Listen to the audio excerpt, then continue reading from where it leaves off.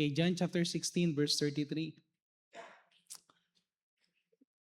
Nung last kantata, may ginawa tayo dito sa microphone. Naglagay tayo ng diaphragm microphone. Hindi natin pinagana yung dalawang pencil mic. Kung nahalata nyo, medyo ang sound nung kantata last time is naririnig lahat ng boses. Okay, kaysa nung last time. Kasi pag last time, kung kanino nakatutok yung pencil mic, yun ang rinig na rinig. Malakas siya pero rinig na rinig, nagdo-dominate kung kanino nakatutok. So pagka kumakanta kayo before, parang may 5 tao lang na kumakanta na pinakamalakas. Kung kanino nakatutok yung 5. So pag-pray nyo, makabili pa tayo ng 2 para yung boses talaga lahat lumalabas. No? Kasi nakukuha niya lahat ng, kumbaga sabog siya, yung parang malawak yung nakukuha niyang Magkabilaan yung microphone niyan. Magkabilaan. Ang inano ko lang yung yung takip niya para manatiling Okay, John chapter 16 verse 33. Pwede tayong tumayo lahat. Again, sabi ko kanina, meron akong dinidevelop na isang message. Hindi pa siguro pero ang pinaka ko ngayon is pag-pray natin na this year, sabi ko nga yung inano kong message is yung pinaka-work ng Panginoon. Sabi ng Panginoon, my meat is to do the will of Him that sent me. At sinabi niya rin sa John chapter 9, verse 4, yung I must work the works of Him that sent me while it is day. The night cometh when no man can work. Actually, doon ako sana nakapokus ngayon. But it might be na meron tayong inaano ng Panginoon na baka during this time, meron tayong nararanasang mga testing or trials or troubles. Okay? Marami sa atin, maybe we are affected by, sino sa inyo medyo naapektuhan dahil doon sa rating ng Pangulo natin na mababa, ang daming, yung business is hindi maayos, mga ganon. Okay? Or sometimes may mga things tayo.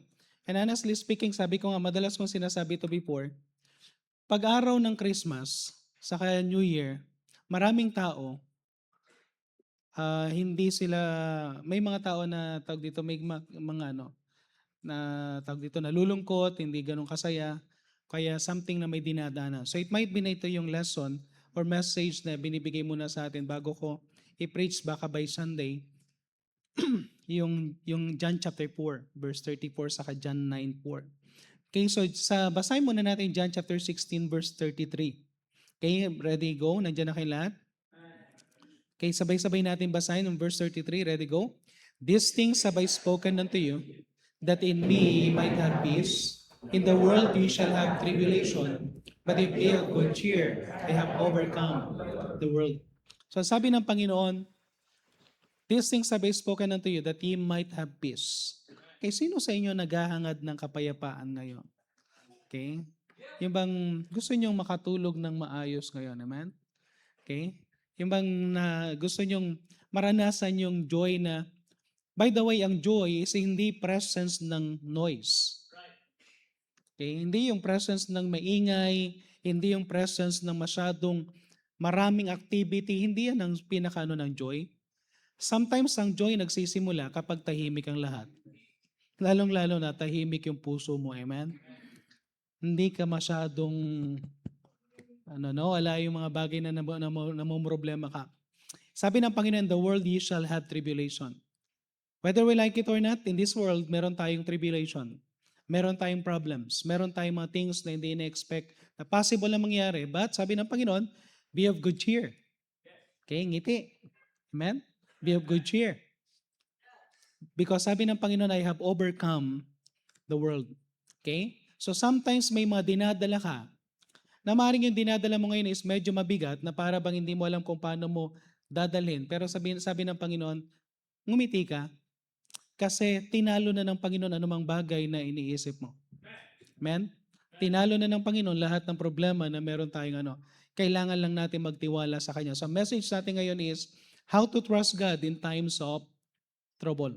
How to trust God in times of trouble. So tayo po muna yung manalangin. Diyos sa masalangit, muli po Panginoon, kami pong muli dumudulog sa inyong trono. Samahan niyo pong muli kami sa pangikinig ng inyong salita. At dalayan ko pong muli, Panginoon, na bigyan niyo po kami ng wisdom. Gabayan niyo po kami, Panginoon, sa mga mensahe na aming mapapakinggan. At kayo rin po, Panginoon, na magbigay sa amin ng gabay, Panginoon. Through your Holy Spirit, kayo pong magbigay ng peace in our hearts. Tulungan niyo po kami, Panginoon, na ma-experience namin yung kapayapaan na nanggagaling po sa inyo, Panginoon. Yung joy na nanggagaling po sa inyo. Yung satisfaction na pwede pong ma-experience namin, Panginoon, especially during this time of season na maraming expectation ngayon, Panginoon, na nang tinitingnan nila, Panginoon, ay sumaya sa pamagitan ng mga material things na nakikita ng tao sa mundo. But Lord God, napakahalaga po na makita namin, Panginoon, ang kapayapaan at kaligayahan na galing sa iyo. Samahan niyo po ako through your Holy Spirit. Bigyan niyo po ako ng mga tamang salita na mag-encourage po sa bawat isa. In Jesus I pray. Amen. Pwede tayo mo po?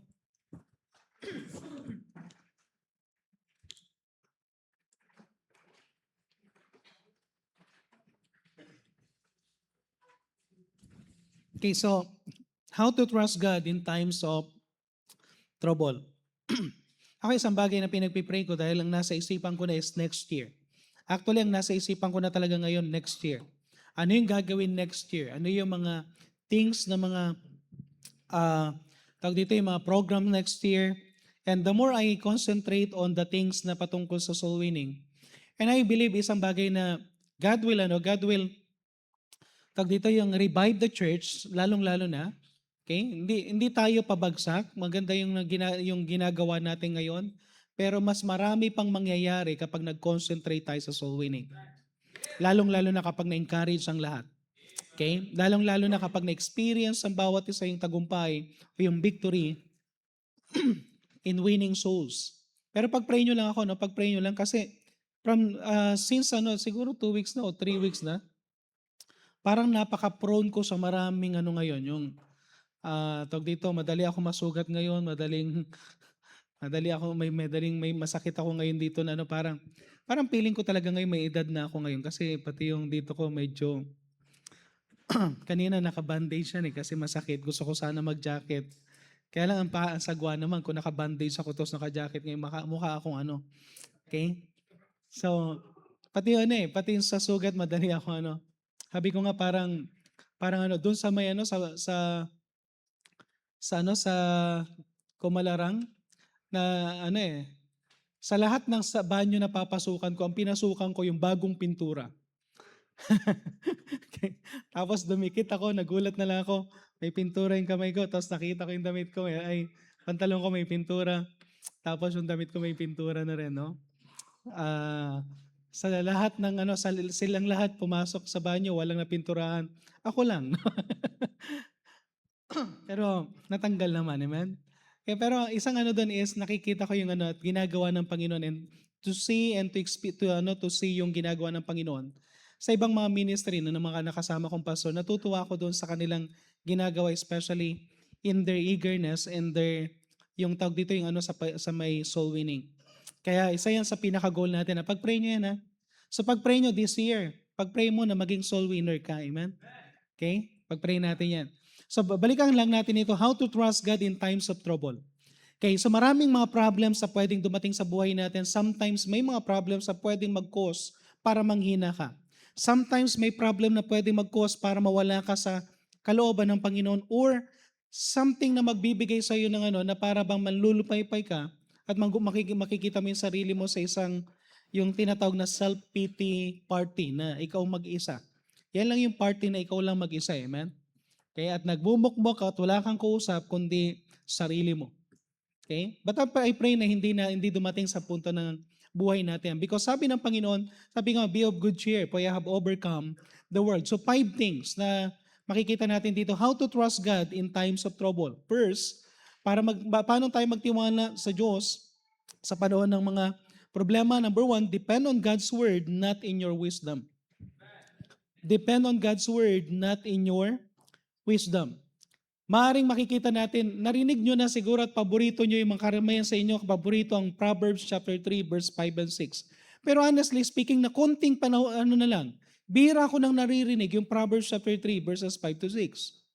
Bihira ko nang naririnig na kinukot, nung bagong mananampalataya ko, one of the most favorite verse is yung dalawang ano yan, Proverbs chapter 3 verse 5 to 6. At kung titingnan natin sinabi sa Proverbs chapter 3 verses 5 to 6, trust in the Lord with all thine heart and lean not unto thine own understanding.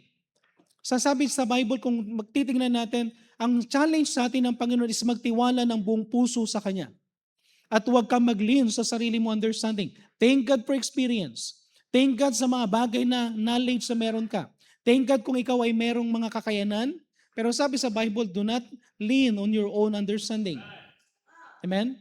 You need to trust God or trust the Lord with all your heart.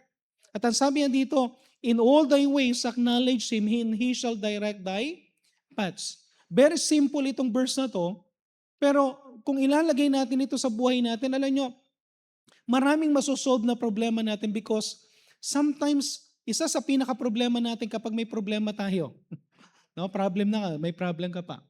Yung problema mo kapag may problema ka, no, is sometimes ito, sinusolve mong mag-isa. Sinasarili mo yung problema. Okay? Sometimes hindi mo namamalayan, ginagawa mo lahat ng way para ikaw ay magawa yung solusyon, pero nakalimutan mo. Ang sabi sa Bible, in all thy ways acknowledge Him. Kailangan mo lang i-acknowledge ang Panginoon. Kailangan mong isama ang Panginoon sa problem. Amen? Do not depend on what you know. Do not depend on what you experience. Lalong-lalo na do not depend on what you feel. May mga iba, feeling lang eh. Feeling ko ganito. No? Parang hindi ka pa nakakalis sa dati mong buhay. Nung hindi pa tayo ligtas, di ba, bukang bibig natin, feeling ko, suswertehin ako ngayon. No? Hindi, walang swerte, walang malas. Amen? Meron blessing saka curse. Pero hindi ito nakadepende sa atin. Isang bagay bakit hindi tayo dapat dumepende because our knowledge is limited. Our experience is limited. Everything na meron tayo limited. And two things, bakit kailangan ko magtiwala sa Diyos? Bigyan ko kayo ng dalawang dahilan bakit kailangan natin magtiwala sa Diyos. First is because God knows everything. Amen? Okay? He knows everything. And second, He can do everything. Yan ay isang bagay na makikita natin. Pag makikita natin kung bakit tayo, no, yung, parang napalitan yata yung outline ko. No? So two things na makikita natin, bakit ako nagtitiwala is, yun nga, dalawa, no? He knows everything and He can do everything. Ang problem natin, hindi natin alam kung ano yung pwede natin, hindi natin alam ang future. Hindi mo mahuhulaan. Okay? Hindi mo rin kayang tansyahin. Wala tayong kakayanan sa mga bagay na ano. Sino sa inyo kaya niyong tulaan kung kailan magkakaroon ng lindol? Okay? Sino sa inyo kaya niyong makita na o malaman kung anong mangyayari in the future? Wala tayong kakayanan. May mga nagki-claim na ganyan, pero hindi yan sa Diyos. Pero ang tiyak is ang Diyos, alam niyang lahat ng mangyayari. So that's why every time na magtatanong tayo sa Diyos, alam ng Diyos kung ano isasagot. Alam ng Diyos kung anong pwedeng mangyari sa buhay natin at alam niya kung ano yung mga consequences kapag hindi tayo sumunod. At isang bagay din na makikita natin, He can do everything.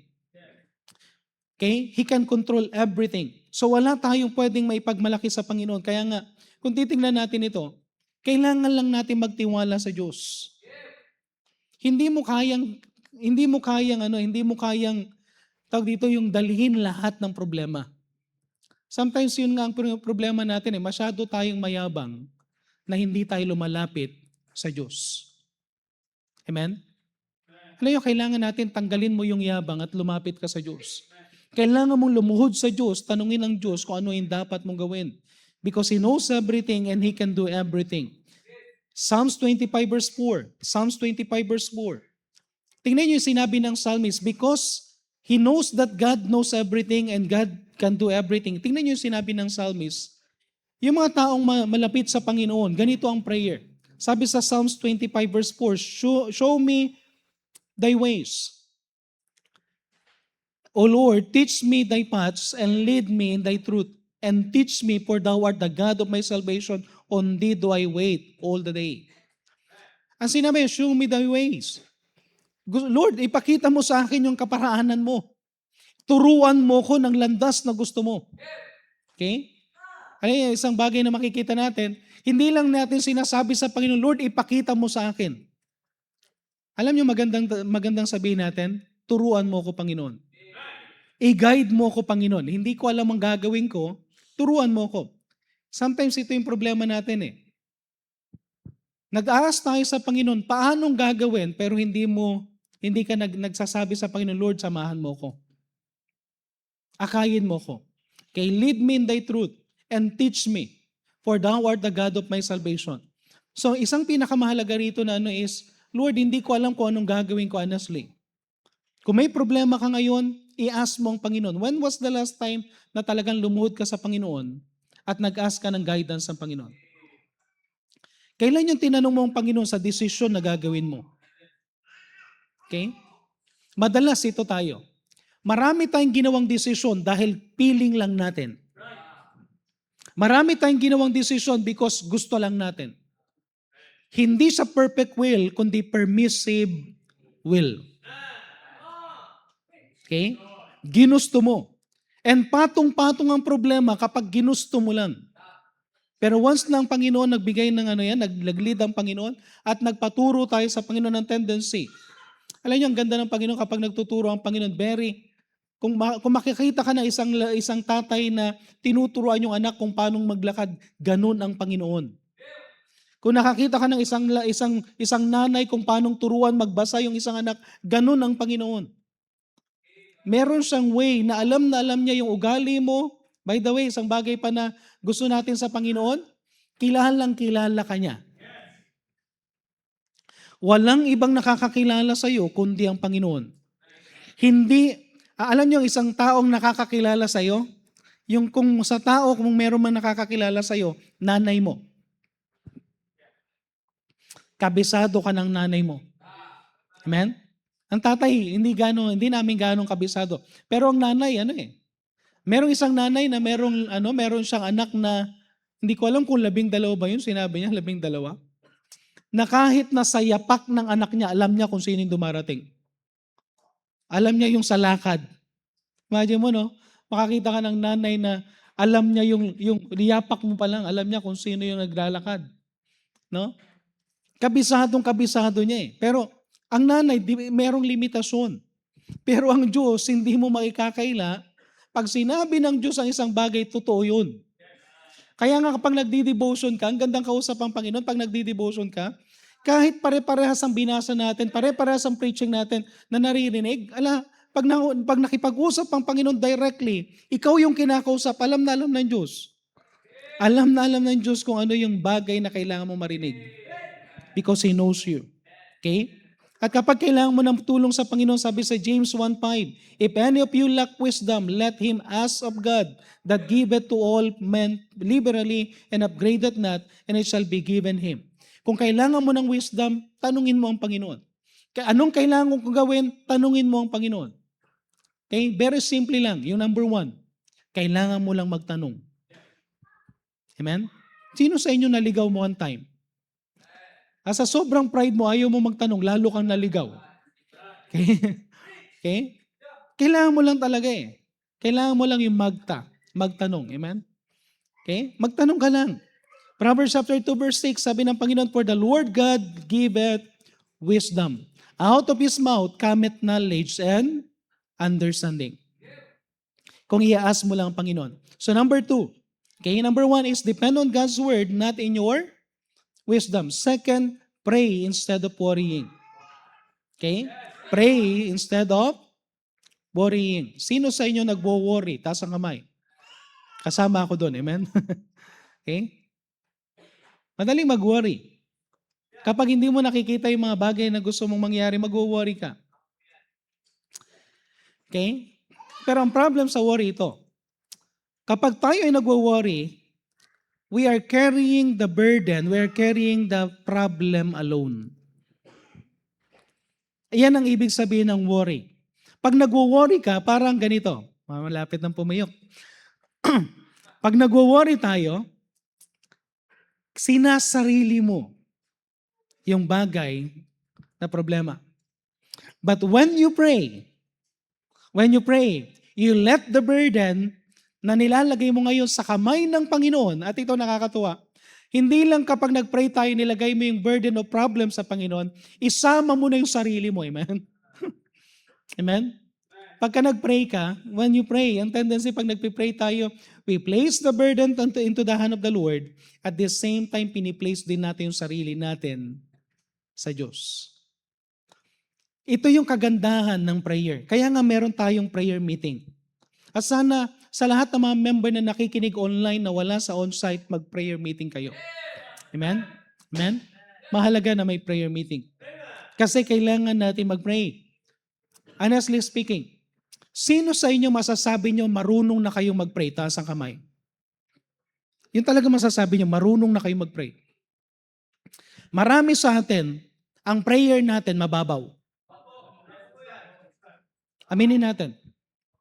Marami sa atin ang prayer natin napakababaw.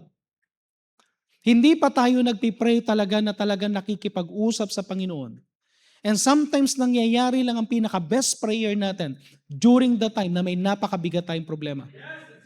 Na to the point na nagpipray ka bago ka matulog, nagpipray ka, every time, hindi mo namamalayan, from time to time, nagpipray ka dahil hindi mo na alam ang gagawin mo. That is the best time na nakakapag-pray talaga tayo ng maayos. Pero most of the time, ang prayer natin masyadong mababaw. Hindi pa tayo ganun katindi sa pagpapananalangin. Philippians chapter 4 verse 6 to 7. Ang sabi sa Philippians chapter 4 verse 6 to 7, yung worry walang nagagawa. Sabi, be careful for nothing. Huwag mong pag-isipan, huwag kang mag-alala sa anumang bagay, but in everything by prayer. Amen? Sino sa inyo, hindi pa lumalabas yung problema, takot ka na at hindi mo na alam ang gagawin mo? Sometimes masyado na tayo nag-overreact sa kakaisip pa lang. Para bang baby pa lang yung anak mo, inisip mo na yung college time. Masyado kang advance. Wala pang nangyayari pero nasa isipan mo na yon. But instead of worrying, mag-pray ka. Okay? At the same time, alam niyo sa prayer, itong kagandahan sa prayer. Di ba pag nagwo-worry ka, anong nasa isipan mo? Pag nagwo-worry tayo, nasa isipan lang natin isa, problem. Sino sa inyo nang nag-worry? Marami ka naisip. Marami ka naisip, problema pa rin. Tama? Every time na nagwo-worry ka, anong nasa isipan mo? Problema. Pero pag nag-pray ka, anong nangyayari? Anong nasa isipan mo pag nagpipray ka? Hindi ka lang nagpipray, nag-a-ask ng something from God or nang gagawin ng Diyos sa buhay mo. Ito nangyayari. Kasi yung prayer may supplication sa thanksgiving. Anong ibig sabihin nun? Habang nagpipray ka, hindi mo lang maiisip yung problem, maiisip mo rin yung blessing. Okay? Maiisip mo isang bagay. Blessing, buhay ka pa. Amen? Okay? Sino sa inyo nagpapasalamat, buhay ka pa? May problema ka nga, at least buhay ka. Kaysa naman wala kang problema, pero nandun ka sa... Okay? Hanggat buhay ka, may pag-asa, amen? Hanggat may kalakasan tayo, sige lang. Pwedeng mawala ang lahat ng bagay meron sa atin, as long na may buhay ka, pwede ka magpasalamat. Pag nagpipray tayo, natututo tayo magpasalamat. Maya-maya, pag nagpipray ka, hindi mo na naalala yung mga problema kasi nakikita mo yung things na blessing at meron ka ng mga thanksgiving. Then later on sa prayer mo, hindi lang thanksgiving na lumalabas, yung adoration at pag-worship mo sa Panginoon. Pag winworship mo ng Panginoon, marirealize mo, ang Diyos pala makapangyarihan. Ang Diyos pala is God, Jehovah Jireh, nagpo-provide ng need. Ang Diyos pala ay nagpapagaling. Ang dami mo mga iisip pag nagpipray. Pero pag nag-worry ka, isa lang nasa isipan mo. Problema. Pag nag-pray ka, hindi mo lang maiisipan yung mga blessing and thanksgiving, maiisip mo rin. Pag nagpipray ka, nakapokus ka na sa gagawin ng Diyos. Lord, hindi ko alam kung anong gagawin mo sa problema na to. Pero may gagawin ka. Kasi nag-ask ka. Matthew chapter 7. Tingnan yung sinabi ng Panginoon.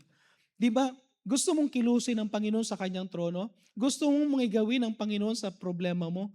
Simple lang yung sinabi niya sa Matthew chapter 7 verse 7 to 8 eh. Ang problem lang, hindi natin ginagawa madalas. Again, isang bagay na ano natin kuminsan, para tayong mga, sino sa inyo yung naghahanap ka ng salamin, hinahanap mo yung salamin mo, saan ba yung salamin ko? No? Hindi ko mahanap yung salamin ko, hinanap mo na lahat. Yung pala yung salamin mo, nasa ulo mo lang, amen? Amen? Okay? Ang tagal mo nang hinanap, hinalugog mo na lahat. Nandun lang pala sa ulo mo. Sometimes ganito, may problema tayo, ang dami na natin sinubukan, nakalimutan natin basic. Ask. Okay? Ano sabi ng Panginoon? Actually, ako-rename yung ask. Ask and it shall be given, seek and you shall find, knock and it shall be open unto you. S-S-A-S-K, ask, seek, knock. Very simple yan. Pero pag may problema tayo, nakalimutan natin. Para tayo yung tao na naghahanap ng salamin, pero yung salamin mo nasa ulo mo lang. Anong sabi ng Panginoon sa verse 8? Anong sabi sa verse 8? For everyone that asketh, receiveth, and he that seeketh, findeth, and to him that knocketh, it shall be open. Alam niyo kapag nag-pray tayo, instead na mag-worry tayo, Lord, hindi ko alam kung anong gagawin mo, but since nag-ask ako, since nag-knock ako, since nag-seek ako, may gagawin ka. Kasi promise mo yan. At ang sarap matulog na iniisip mo, Lord, ano kayang gagawin mo? Ano kayang gagawin mo? At maganda yung sabihin mo sa Panginoon, Lord, surprise me. Grabe, no? Kasi hindi mo alam kung anong gagawin ng Panginoon eh. Hindi mo alam kung anong mga bagay na mga pwedeng gawin ng Panginoon. Hindi natin kontrolado. Tandaan nyo to, kahit anong gawin mo, sarilinin mo yung problema mo. By the way, mahihirapan ka lang because you cannot control everything.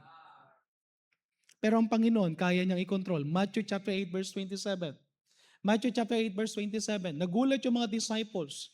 Nung nakita nilang inutusan ng Panginoon yung wind, at sasabi din nila, but the men marveled saying, what manner of man is this? Anong klaseng tao ito? Ang tinutukoy nilang Panginoon. That even the winds and the sea obey Him. Grabe no? Kaya ng Panginoon na utusan ang hangin na hindi natin nakikita. Kaya ng Panginoon na yung nagwawalang dagat ay utusan ng Panginoon. Ang problem lang natin ito lang. Kailangan lang natin mag-ask. And by the way, ang distance natin sa Panginoon is just a call away. Jeremiah chapter 33 verse 3. Call unto me and I will answer thee. Again, basic. And show thee great things, great and mighty things. Ito yung nakaka-excite, which thou knowest not. Things na hindi mo pa nakikita. Things na hindi mo pa na-experience. Then sasabihin mo sa Panginoon, Lord, ang gandang mag-pray. Kasi makita ko yung gagawin mo. God proves from time to time. Alam niyo, isang bagay na makikita natin, from time to time, God proves that for with Him, nothing is impossible. For with God, nothing is impossible. Luke chapter 1 verse 37. So anong kailangan natin gawin? First is depend on God's word, not on your experience. Okay, not on your wisdom. Number 2, pray instead of worrying. Ito number 3. Ito yung nakakaligtan natin. Sino sa inyo pag may problem, ginagawa niyo yung number 3? Get right with God. Siguro kailangan natin isang gawin. Kapag may problema tayo, ang unang-una natin tingnan, kasi maraming mga tao, pag may problema, anong ginagawa? Anong solusyon? Tama? Pag may problem, ang inisip kagad natin, kung may problema, ano kagad ang solusyon? Pero nakalimutan natin to. Pag may problema, ano ang dahilan? Ano ang cause? Sometimes kailangan natin tingnan muna kung ano yung cause. Kasi kung hindi mo alam kung ano yung cause, pwede mong lagyan ng solusyon ngayon, pero hindi mawawala yung problema hanggat nandyan pa rin yung cause. Amen? Parang ano yan eh. Nakita mo yung dingding, lumobo yung pintura, tinanggal mo yung lumobong pintura, pininturahan mo ulit, nang umulan, lumobo ulit. Kasi hindi mo tinignan yung butas. Hindi mo tinignan yung leak. Ano yung pinaka-cause? Si Joshua during the time na sila ay nagko-conquer. First time nila nag-conquer, merong matinding victory. Yung victory nila against Jericho. Pero nang lumusob sila sa Ai, tingnan niyo yung sinabi ni Joshua sa Joshua chapter 7 verse 7. Nang sila ay natalo, ang daming namatay. Ang sabi ni Joshua, and Joshua said, Alas, O Lord God, wherefore hast thou at all brought these people over Jordan to deliver us unto the hand of the Amorites, to destroy us? Would to God we had been content and dwelt on the other side of Jordan. Lord, dinala mo ba kami dito para matalo ng mga Amorites? Para i-destroy? Lord, hindi ka ba nakontento na sana doon na lang kami sa dati naming lugar? Sa other side ng Jordan? Hindi niya maunawaan. Nagkakaroon ng pagrereklamo si Joshua during that time na parang, Lord, binigyan mo kami ng victory, ang ganda ng victory. Tapos sa isang kalaban, bigla kaming bagsak. Anong nangyari? Okay? Sometimes ganun tayo na, but Lord, hindi ko maintindihan anong ginagawa mo. Bakit mo inalaw ang isang bagay? And by the way, pag inalaw ng Diyos ang isang bagay, meron siyang gustong iparating sa atin. Okay? Pag inalaw ng Panginoon ang isang bagay, mayroon siyang gustong iparating sa atin. Ang isang bagay na kung minsan iniisip natin, Lord, bakit may mga nangyayari sa buhay ko, bakit inalaw? Walang nagkataon sa buhay natin. Okay? Everything na nangyayari sa atin may dahilan. Merong yan ang Panginoon, merong purpose ang Panginoon. Now, if you will just ask God, then sasabihin niya sa iyo kung anong problem. Anong ginawa na dito ni Joshua? Nirent niya yung kanyang clothes, pero sabi ng Panginoon sa verse 11, Joshua chapter 7 verse 11, sa verse 10, pinatayo niya si Joshua, tumayo ka dyan Joshua. Ito yung problema sa verse 11. Israel have sinned. Israel had sinned. And they have also transgressed my covenant, which I commanded them. For they have even taken of the cursed thing and have also stolen and dissembled also, and they have put it even among their own stuff. Okay? This time, sinabi na kagad ng Panginoon, may problema. Joshua, may problema. There's a sin. Then anong ginawa niya ng Panginoon? Inalaw niya ng Panginoon, Joshua, gagawin mo to. Kunin mo lahat ng bayan ng Israel. Then magkakas kayo ng lahat. Mula sa bayan ng Israel, tapos sa tribe, bawat tribe, na nakuha yung isang tribe, then later on, family by clan, then by family, then lumabas si Achan.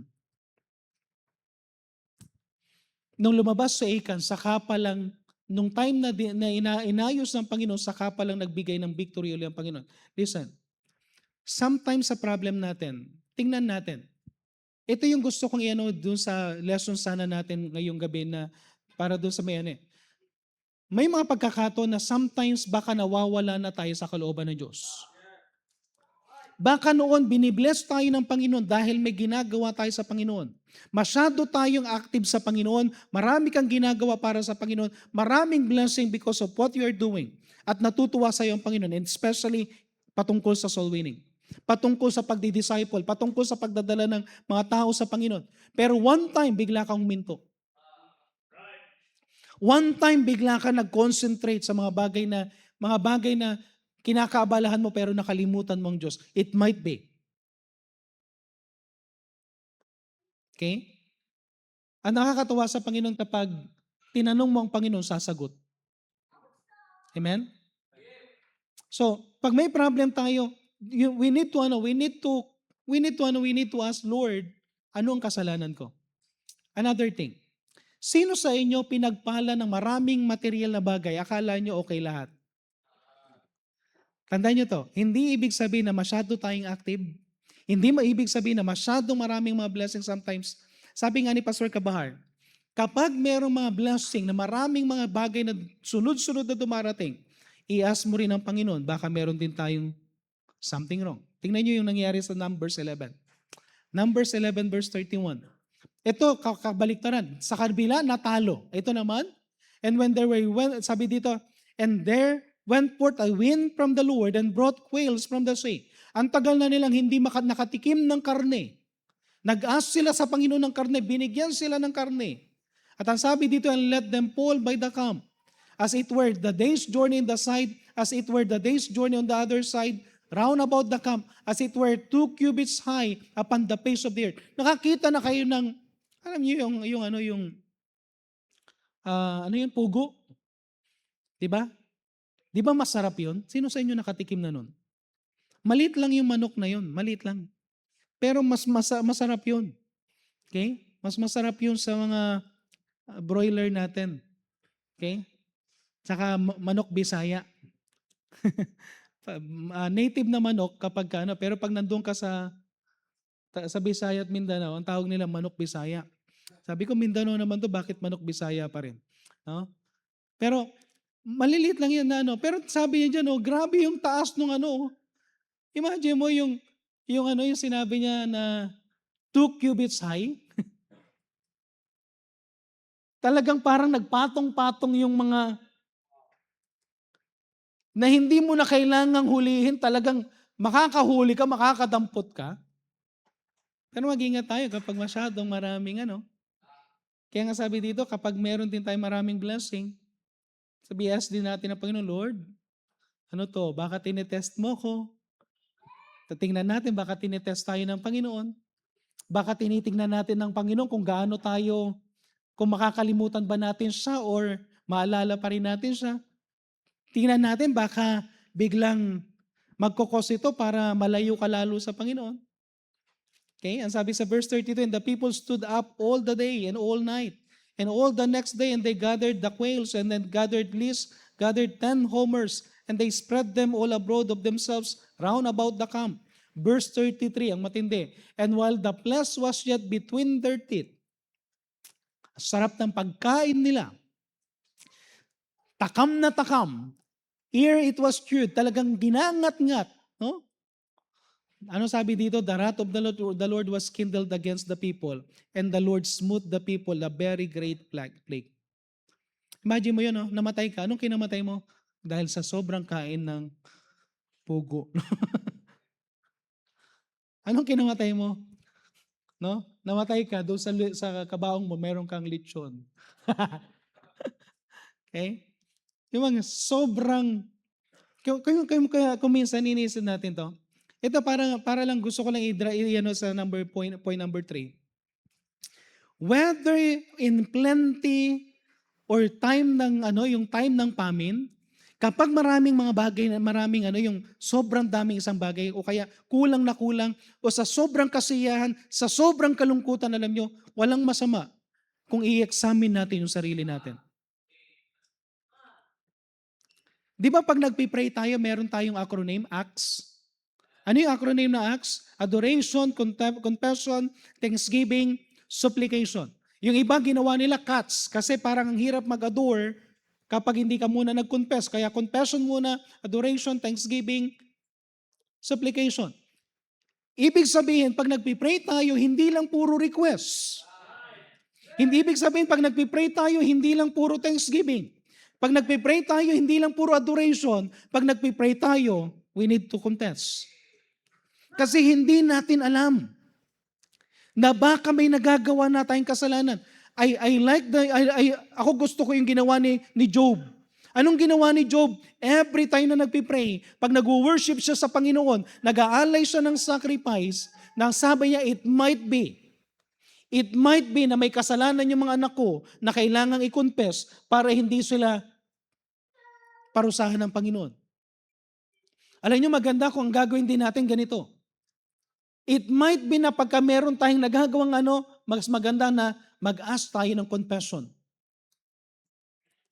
From time to time, Lord, patawarin mo ko. Pastor, hindi ba nagsasawa ang Panginoon? Hindi nagsasawa ang Panginoon. Ilang beses ka para patawarin ng Panginoon? Di ba sabi ni Paul, o sabi ni Peter, 7 times 7? Di, sabi ng Panginoon, 70 times 7. So from time to time na nag-ask tayo, sabihin ko sa inyo to, pag nag-ask tayo ng forgiveness sa Panginoon, anong tendency? Hindi natin namamalayan, binabago na tayo ng Diyos. Kasi masyado na tayong sensitive in sin. 2 Chronicles chapter 15 verse 4. 2 Chronicles chapter 15 verse 4. But when they in their trouble, they did turn unto the Lord God of Israel and sought Him. And He was pound of Him. Okay? Or pound of them. So makikita natin ang Panginoon. Ganon din sa 2 Chronicles chapter 7 verse 14. If my people which are called by my name shall humble themselves and pray. Ano sabi ng Panginoon? And seek my face and turn from their wicked ways. Then I will hear from heaven and will forgive their sin and will heal their land. Amen? Gusto niyo may experience yung bagay na yan? From time to time mag-confess. Okay? Ang confession, hindi tayo bumabab. By the way, huwag mong isipin na kapag pumupunta ka sa altar humingi ng tawad, parang nakakababa ng pagkatao. Actually, hindi nakakababa ng pagkatao. Mas napapalapit ka sa Panginoon because hindi mo alam kung anong kasalanan na nagagawa mo everyday. Marami tayong nagagawang kasalanan. Number 4, obey the Lord for what He requires. Obey the Lord for what He requires. Sometimes may nire-require ang Panginoon. Tanda natin to. Kapag tayo ay may ginawang bagay, may i-require ang Panginoon na kailangan natin tanggalin. Sa bondage breaker, it might be na merong mga kasalanan na kailangan natin tanggalin. May mga habit na kailangan nating tanggalin. May bitterness na kailangan nating ipalayain na yung sarili natin. Kailangan mong tanggalin. At once na sinabi ng Panginoon, Isaiah chapter 1 verse 19, if ye be willing and obedient, ye shall eat the good of the land, but if ye refuse and rebel, ye shall be devoured with the sword, for the mouth of the Lord hath spoken it. Ang sabi ng Panginoon doon sa may verse 19, kung willing lang tayo and obedient, ano sabi sa Bible? Ye shall eat the good of the land. Alam nyo, kailangan lang natin gawin, maging obedient, maging willing. Kung anong sinabi ng Panginoon. Okay? May mga pagkukorek na gagawin ng Panginoon, i-allow mo lang, Lord. Kung sabihin mo na mali ito, Lord, then, kung wrong relationship yan, kailangan mong tanggalin yung wrong relationship na yan. Amen? Kung yan ay mga wrong habit,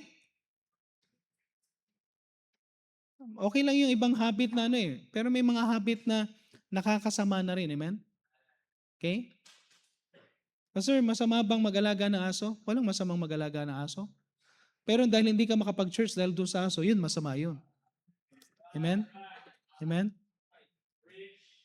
Okay? Mag-ingat tayo kapag hindi na natin alam kung sino yung priority natin. Ezekiel chapter 18 verse 26. Ang sabi yan, when a righteous man turneth away from his righteousness. Kapag tinalikuran mo na yung righteousness mo. Pwede pala yan, Ang isang righteous, huminto ng gumawa ng tama. Ang isang righteous, huminto ng gawin kung ano yung nararapat. At kapag hindi mo na ginawa yung nararapat, anong nangyayari? You committed iniquity. At sabi dito, mamamatay ka sa kasalanan na yan. May parusa sa kasalanan na yan. But again, sa verse 27, when the wicked man turneth away from his wickedness that he had committed, and doeth that which is lawful and right, he shall save his soul alive. So mas maganda pa yung wicked na nagbago kaysa yung righteous na nagpakasama. Amen? So wag tayong Psalms 11 verse 7, for the sake ng time. For the righteous Lord loveth, Anong ng Panginoon? Righteousness. Ibig sabihin ganito, His countenance that behold the upright. Gustong-gusto ng Panginoon, yung ang righteous Lord, ang righteous God natin, He loved righteousness. So every time you do righteousness, you do something right, nag-i-stand ka for what is right, sabihin ko sa iyo, yung favor ng Panginoon nasa sa iyo. Amen? Pero kapag naghinto ka, wala na yung favor ng Panginoon. Okay? So ano yung apat na gagawin natin? First is, depend on God's word, not on your wisdom. Second, pray instead of worrying. Third, get right with God. Then number 4, obey the Lord for what He requires. And the most favorite point, last point. Amen? Okay? Most favorite point daw yan. Whatever point yan, basta yung last point. Yan ang most favorite. Okay? Number 5 is wait on the Lord. Wait on the Lord. Pag nagawa mo na yung part mo, Dumepende ka sa Kanya, inas mo kang wisdom ng Panginoon, tapos nag-pray ka sa Panginoon, then you get right with God, tapos willing kang umag-obey kung ano sinasabi ng Panginoon, then this time, you will just wait on the Lord. Anong sabi sa Isaiah chapter 40 verse 31? But they that wait upon the Lord shall renew their strength. Sino sa inyo nangihina na? Okay? Sino sa inyo medyo pagod na? Spiritually, physically, emotionally, lahat na ng aspeto pagod ka na. Okay? Konting ano na lang, pirma ng mga vital organs mo, bibigay ka na. Okay? Sometimes, pagod na tayo, hindi na natin alam ang gagawin natin. And there are times na, ako even ako, may mga times na, alam niyo yung hindi, nasubukan yung hindi ka naman pagod physically, hindi ka naman pagod sa ilang area, pero feeling mo ang hina-hina mo dahil parang yung iniisip mo, yung buong ano mo is para bang pagod na pagod ka. Okay? May experience mo yan. Pero once na ginawa natin yung part natin sa Panginoon, sabi dito, just wait on the Lord and He will renew your strength. They shall mount up with wings as eagles. Ang eagles lang, maraming ibon hindi nagagawa ang nagagawa ng eagle. Nakakita na kayo ng kalapate? Ang kalapate kailangan kumampay ng kumampay para manatiling lumipad. Hindi ako nakakita ng kalapate na hindi kumakampay tapos nakakalipad. Lalong-lalo na yung hummingbird. Ang hummingbird, grabe, parang hindi mo na makita yung pakpak niya sa sobrang nagiging invisible na yung pakpak niya sa sobrang bilis, parang bubuyog. Pero yung eagle lang yung kaya niyang nasa taas sa lumilipad pero nagpapahinga. Pag inano niya na yung kanyang wings, na nag-glide na lang siya, hindi na sa lumilipad. At ang hirap pala alam niyo mga ibon, sa face ito sa SOT, ang lungs pala ng mga ibon, maliit. Ang liit ng lungs, ang laki ng lungs natin, pero hindi tayo marunong lumipad. Sila, maliit yung lungs. Pero marami silang air pocket. May air pocket sila na pinaglalagyan ng oxygen. Tapos ang hinga nila, hindi yun inhale, exhale, hindi ganun. Sila inhale, inhale, inhale, inhale, hanggang mamalagyan lahat ng mga air packs bago mag-exhale. So maliit lang yung kanyang lungs, pero nagagawa niyang lumipad na ano, pero sabihin ko sa inyo, nakakapagod ang kampay ng kampay. Pero ang eagle hindi napapagod. Alam niyo yung kapag ka nasa kalooban tayo ng Panginoon, at inalaw mo ang Panginoon na mag-work sa buhay mo, maraming mabigat na bagay na kapag ang Panginoon na nag-work, para bang sasabihin ng Panginoon, gusto kong iparana sa iyo yung klase ng buhay na kapag kasama mo ka, sumusunod ka lang, naging maayos ka lang na Kristiyano. Ang tendency mo, lumilipad ka, pero hindi mo namamalayan, ang sarap lumipad kasi hindi ka na kumakampay. Amen? Nung nag-snorkeling kami, dinala ko sa isang na mag-snorkeling. Ayokong mag-snorkeling kasi hindi ako makahinga eh. Malulunod ako. Pero meron kang ilalagay na yung sa mouth mo. Sa ano. Tapos tinanggal ko kasi irritable ako, hindi ko kaya, tapos nag-ano lang ako, nagpapanik lang ako pagka may nakasuot sa mata ko, sa ilong ko, tapos mayroon akong ganun.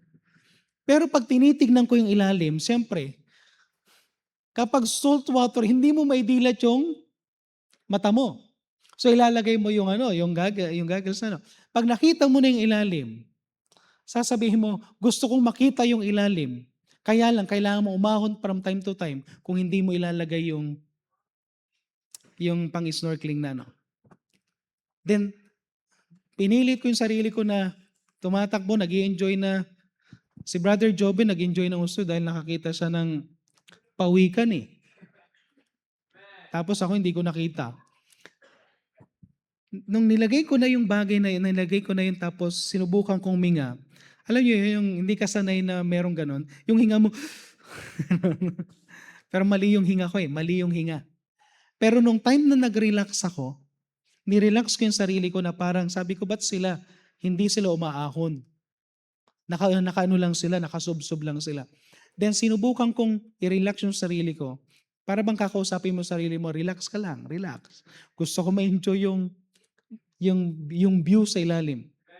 Then nung try nung ninano ko na tapos sinubukan kong huminga ng daan-daan. Tapos nasubukan ko na yung, alam mo yung makuha mo na yung technique?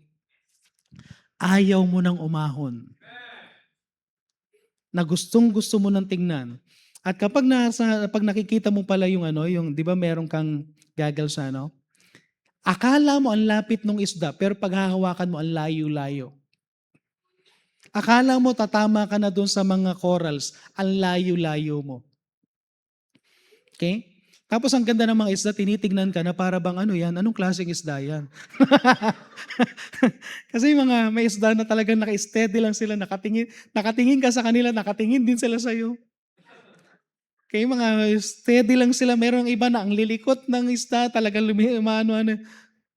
Pero yung sabi mo, every time na aahon ka, gusto mong lumubog agad kasi mamimiss mo kasi ang ginawa nila, yung bangka, dire-diretso lang eh. Hindi naman siya umi-steady. Hindi mo makikita ang isang bagay so kailangan mo talaga naka-steady ka. So yung pag nag-relax ka na, saka mo may enjoy yung nature.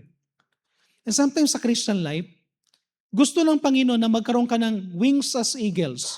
Gusto ng Panginoon tumatakbo ka pero hindi ka napapagod. Gusto ng Panginoon na naglalakad ka pero hindi ka napapagod. Ang problema, ayaw mong sumabay sa Kanya. Gusto niyang ma-enjoy mo yung bagay na gusto niyang ma-enjoy mo. Pero ang problema, ayaw mo. Sinasarili mo, ayaw mong sumunod sa Kanya, ayaw mong sumabay sa Kanya. Sabihin ko sa iyo, kahit anong gawin mo pag hindi mo kasabay ang Panginoon, hindi mo ma-enjoy ang buhay mo. Amen? Alam niyo kasi doon sa snorkeling, may portion ang dilim, ang pangit. May portion na hindi mo gusto. Pero may portion na pag nandun na yung mga isda, ay grabe. Parang gusto mong sumisid na parang isa ka doon sa yung kitang-kita mo yung nangyayari sa paligid, iba-ibang itsura nila, iba-iba yung kulay, tapos makikita mo yung iba't ibang ng corals na Then doon mo lang masasabi, Lord, may mga times pala na gusto mong ma-experience ko to. Pero ang problema, nagpapanik ka. Ayaw mong i-relax yung sarili mo sa Panginoon. Ayaw mong sumunod lang sa Panginoon. Sometimes ang kailangan mo sabihin ng Panginoon sa'yo, relax. Hawak ka lang sa akin. Amen? Amen? O nagpapanik ka na, relax. Hingang malalim. Inhale, exhale. Tapos later sasabihin ng Panginoon, relax ka na? O ngayon, enjoy the view. Hindi mo ma-enjoy yung view hanggat hindi ka relax. Hindi mo ma-enjoy ang bagay na ipapakita sa iyo ng Panginoon hanggat yung heart mo walang peace. Kaya nga sinabi ng Panginoon na overcome niya na lahat ng problem mo. Ang binibigay niya sa iyo is peace. Ayaw mo lang tanggapin. Psalms 27 verse 14 bilang pagtatapos. Ang sabi ng Panginoon, wait on the Lord, be of good courage. He shall strengthen thine heart. Wait, I say, on the Lord. Anong kailangan mo lang gawin? Just wait. Amen? Anong kailangan mo lang gawin? Relax. Amen? Have a cup of coffee. Amen? Then sabihin mo sa Panginoon, Lord, sige, magre-relax ako at titingnan ko kung anong gagawin mo. Pero make sure na ginawa mo yung apat. Depend on God's word, not on your wisdom. Pray, do not worry. Get right with God. Tapos ano yung pang-apat? Obey the Lord. Kung ano yung i-require niya sa'yo. Gawin mo lang yung apat na yan. Then ma-experience mong kakaibang gagawin ng Panginoon. Sino sa inyo gusto mong ma-experience yung para bang ang sarap na, Lord, paano lumipad nang hindi napapagod? Paano tumakbo nang hindi pagod? Paano maglakad nang hindi pagod? Paano mo dadaanan ng lahat ng bagay na everyday mong dinadaanan? Pero yung mukha mo, fresh na fresh. Amen? Amen? Amen? Sarap ng gano'n ano? Mangyayari lang yan kapag kasabay mo ang Panginoon. So pwede tayong tumayo lahat na magkaroon lang tayo ng short invitation. I don't know kung anong pinangusap sa atin ng Panginoon, but habang ginagawa ko yan,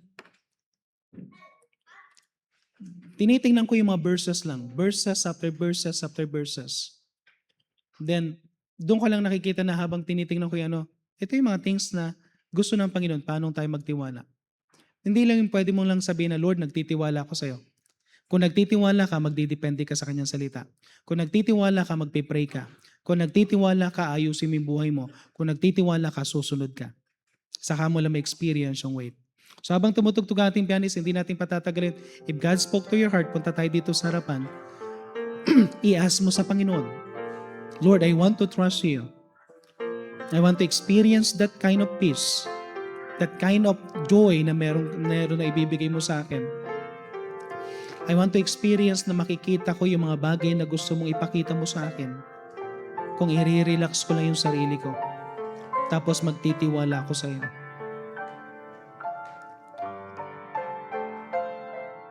Hindi gusto ng Panginoon na pagod ka. Hindi gusto ng Panginoon na malungkot ka. Tandaan natin, ang Diyos tatay natin.